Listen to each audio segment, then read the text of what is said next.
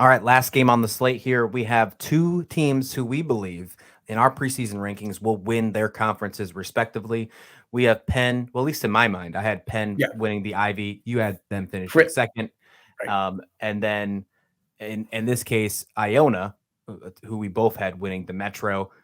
I mean, with the coach that Iona has, arguably that's a really easy task. Well, it should be, right?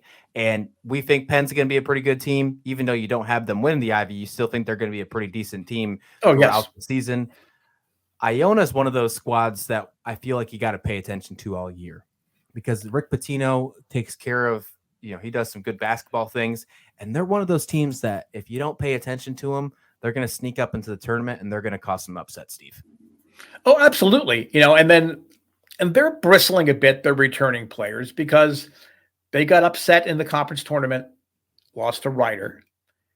That opened the path for St. Peter's. And then they saw St. Peter's, a team that they beat pretty handily during the regular season, then go to the Elite Eight. So there's a lot at stake there. A statement that I heard Pitino make a lot in this offseason, and maybe he made it when he first got hired there, but I don't remember it as being as prominent.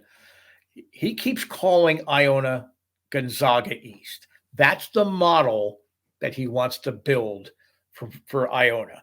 Iona is not technically they're in the metropolitan New York area, but they're certainly not a New York City thing, but they can draw kids from there because they can say, look, your friends and parents can come up and see you. It's an hour drive. You can get on the train, whatever it would be. I think they're going to build through the transfer portal. I think they're going to go through the junior college ranks. I think they're going to look at international players.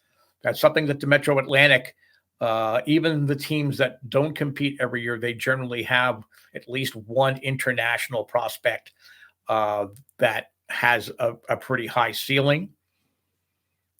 I just think that Nelly Joseph is so fun to watch.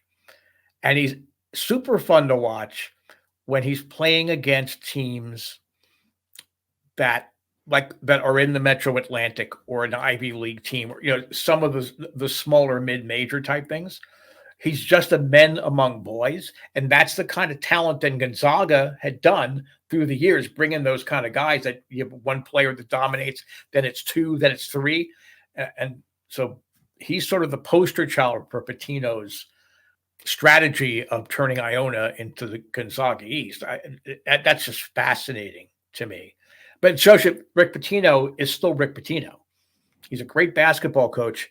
He's brought, I don't know how many teams, 450 teams to the tournament, it seems. I know it's not that many, but every team that he gets, he brings them to the tournament and brings them to the tournament multiple times. I think he's building something here.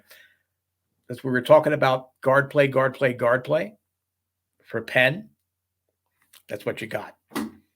You have Slashert, and you've got I want to say it's Daigle, but I think I'm mispronouncing that name as well. My handwriting's so bad I can't make it out quite the way that I thought I would do. Penn's your typical Ivy League team. They're pesky defensively.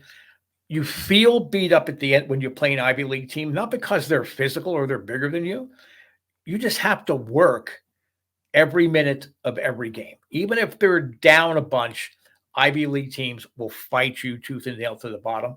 This is going to be a fun game. It's a good test for Iona, and I think it's going to kind of flush out whether Penn is the premier team in the Ivy.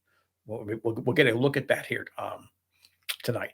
Yep, 7 p.m. Eastern, ESPN Plus. Again, love the fact that ESPN Plus is on there.